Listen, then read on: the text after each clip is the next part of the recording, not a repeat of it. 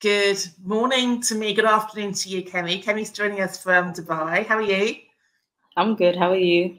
Really good. Lovely to see you, Kemi. Looking forward to hearing the updates of the Black Teachers Network. We've dropped the Y, haven't we? And I'm sure you're going to explain why We've dropped the Y. We have.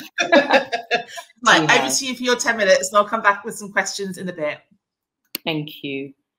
So, hi everyone. My name is Kemi Oluyinka, and I am the founder of the Black Teachers Network. As Hannah has rightly said, we have dropped the Y.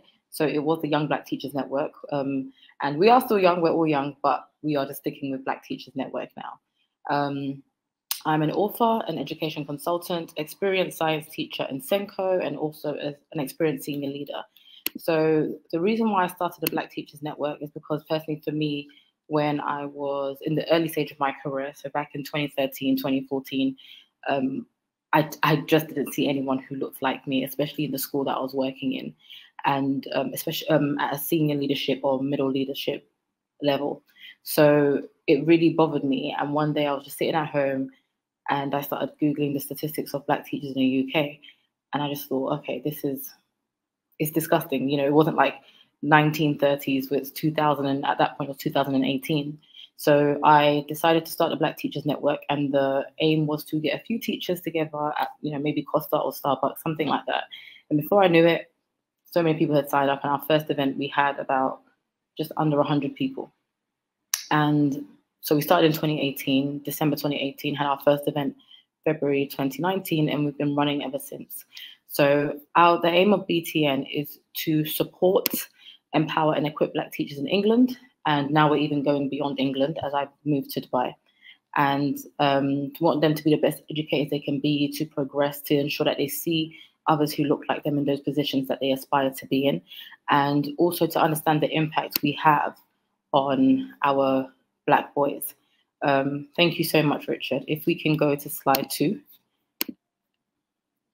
So the reason why I said specifically Black boys, because I worked in a pupil referral unit when I started the Black Teachers Network, and 90% of my students were Black boys.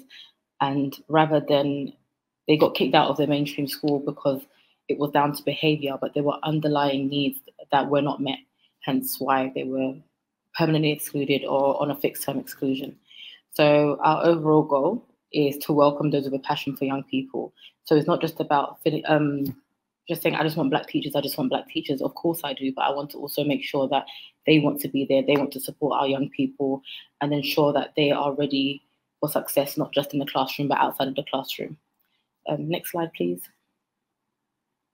So the vision is to increase, to see an increase in more young Black teachers, but just Black teachers in general. And I want us to be in positions where we are making those strategic moves, where we are in those business meetings, where we actually have a say in what goes on in the running of the school and so on. Because a lot of us are mainly teachers, but then those people who are in senior leadership roles who, they don't look like us. So we need to be able to make sure that we're in the room and that we are, not only are we seen, but our voices are heard. Next slide, please. And the problem for me was the statistics. As I mentioned earlier, it was the statistics were too low. 2.3% of teachers are, Black, African, Caribbean, or other backgrounds. And it's, if students don't get to see us in these positions, in these spaces, they wouldn't even aspire to be there. And I think for me, it's the thought of seeing us only in positions of cleaners and school caretakers. I see that a lot, and I still see it a lot now, even where I am in Dubai. But I want students to actually see us in other positions, that they know we are there. They know that we are seen and we are heard. And if they desire to go into education, they know that there was a blueprint before them and people who inspire them to do so. Next slide, please. Another thing I'm passionate about, hence why I started the Black Teachers Network, is minimizing exclusion rates. As I mentioned earlier, I did work in a pupil referral unit for 4 years, and there are a lot of things that I saw, and it was very disheartening seeing, young Black boys who were kicked out of school for reasons that I felt could have been addressed very earlier on. And this also inspired me to become a special educational needs coordinator, because their needs were not met. So if I can get their needs to be met when it comes to their learning, when it comes to their cognitive ability, then maybe those behavioral issues can be addressed. I'm not saying that's the end all and be all, but at least we have a starting point to ensure that they are included in the curriculum, to ensure that they are included in the classroom. And the first sign of bad behavior is not for them to be excluded. It's for us to actually understand what their need is. What is it that they need to help them learn and progress and access to curriculum? Next slide, please. So these are some of the past events we've had with Black Teachers Network. We've done quite a lot of events over the years that I'm very, very proud of. And we have slowed down a little bit because of the move to Dubai. But in saying that, we have also started the Black Teachers Network in the UAE. So we have teachers from Dubai, Abu Dhabi, Sharjah, Al Ain, Ras Al Khaimah, all coming over to Dubai to meet, to network, and to support one another.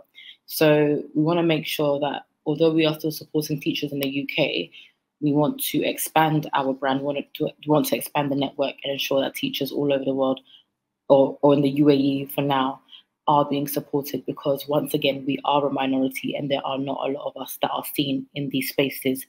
So yeah, I'm very proud of these events, and we still have more to come, but these are just some things that I wanted to share with you. Next slide, please, Richard. So off the back of that, off the back of my passion for teaching, for learning, for the pastoral care and well-being of our students, and starting the Black Teachers Network, myself and my co-author Karen, we wrote this book with the help of some amazing contributors. We already had Albert from Black Men Teach, who was on here earlier, and he's also one of the contributors to this book. Ria Gibbs from Black Teachers Connect, she's also one of the contributors as well. And I'm really, really proud of this book that's coming out in November. So it's Black in School, and it's the Black Teacher's Guide to Surviving in the Classroom. And this has been years in the making. It's very, very important that this book reaches not just Black teachers and professionals, but also those who are not Black, whether they're in school or whether they're a parent, they're a governor, they're a teacher, senior leader, middle leader, whatever position they're in. I really want people to understand the experiences of Black people in school. And we have people who have had different roles within education who have contributed to this book. It's important that leaders are able to reflect on their policies. What is it that they are doing in their school? What is it that they are doing that is good? Or what are the areas that they can improve on? Unless we address these things, there will be no change. And although it is not 1954, it's 2024, we still have a long way to go. And I'm really, really hoping that this will give leaders, whether they're white, Black, or Asian, a chance to really reflect on what it is that they are doing in their school for their staff who are Black, for their students who are Black as well, and to really make those changes that can help us move forward. Hannah mentioned about the concrete ceiling. And for me, for many years, it was a concrete ceiling. I have been able to connect with people like Alison Creel and Nadine Bernard, who are, Alison was a head teacher, Nadine is a head teacher. So I've been able to see that now, but I didn't see it before. So I want that concrete ceiling to be removed. I want the glass ceiling to be removed, but we have to start somewhere. So I'm really hoping this book not just inspires people and people can relate to it, but it also gives people a chance to reflect and to make those positive changes so the world of education can move forward and progress. Thank you so much for joining us, Kemi. Congratulations on the book. I'm looking forward to reading it when it's out in print here in the UK. I want to just unpick the migration of so many of my Black Teacher Network to the UAE. I'm really curious because I know a lot of people we know have moved out that way. What was the pull for you to go and work internationally? So one of the things was that the school that I was working at the time, it was a pupil referral unit, and we were quite small, and there wasn't an opportunity for me to actually progress within the school. And I really, really did enjoy working at a pupil referral unit. I've always loved coming to Dubai, so I just wanted to have a chance to work internationally and see what it is like here.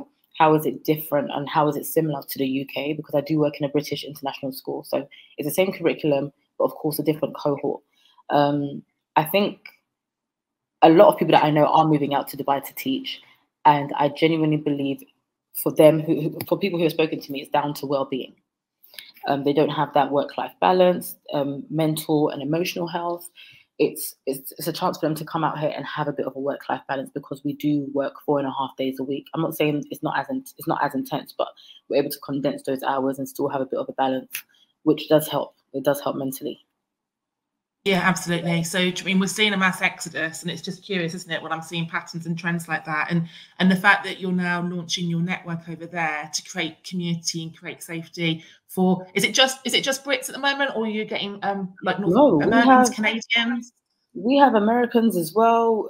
We have people from the UK. We have people who have been out here for quite a long time, as well as people who are new to the UAE. So it's really nice to connect with different people and understanding what the context is like. For example, like you said, in the US compared to the UK, what are the similarities and differences? Why are we still going around this, cycle? Why are we still experiencing the same things after all these years? So yeah, it's been really nice connecting. Yeah, and I think, Doreen, we know that a lot of Black teachers leave the system in the UK because of lack of opportunities or the barriers. Actually, it's another option, isn't it, to move overseas and to go and get a job or a promotion in another country, rather than leaving the system. And as with the rapid growth of the UAE market in particular, there's perhaps more opportunities to get promoted over there as well. Are you seeing that? I would definitely say so. In terms of getting promoted, that's another discussion, because as I've mentioned earlier, seeing people who look like me in positions of senior leadership is very rare. I feel like it's even more rare here compared to the UK. However, I think within the next, I think it's by 2030, or even maybe a bit longer. They did say Dubai will need 150 new schools. So you know that there's a lot of growth, there's a lot of expansion, there's a lot of opportunity over here. And just so you understand the context, I was here before, back in 2021. Then I came back to the UK, and I was in a senior leadership head role, but I stepped away from that to come back to Dubai. And, as I mentioned, for, just taking care of myself, having that work-life balance. And I'm still able to do what I enjoy, which is good. And sometimes, like I've done sidesteps in my career, sometimes a sidestep into a better space for you to do the healing and to get better well-being enables you to then pick up more opportunities anyway. And just a plug, because Kemi's speaking at an event I'm organising next Saturday in Dubai, as is Yolandi, Aretha's partner in crime. We're doing a massive women leadership conference next Saturday in Dubai, and we've got really good representation, haven't we? We've got some really good speakers, women of colour, from the system, from the region, because you're right, it's quite a white male dominated sector over there at the moment, but there are lots of opportunities on the horizon. So I'll be excited to see you in the flesh next weekend, Kemi. I'll be excited to see you too. I just want to add to what you just said there about it being like a white male dominated space. Being in the UAE, sometimes it's the association with, if you're white, then it's going to be perceived as more credible. And I think we need to kind of step away from that and know that there are also Black people, Asian people, who are just as credible, just as experienced, who can do those roles and those jobs really well as well. Yeah, absolutely. Well, thank you very much for the work you're doing here in the UK and over in the UAE. I look forward to seeing you next weekend. You can go and get on with your Saturday afternoon and evening now.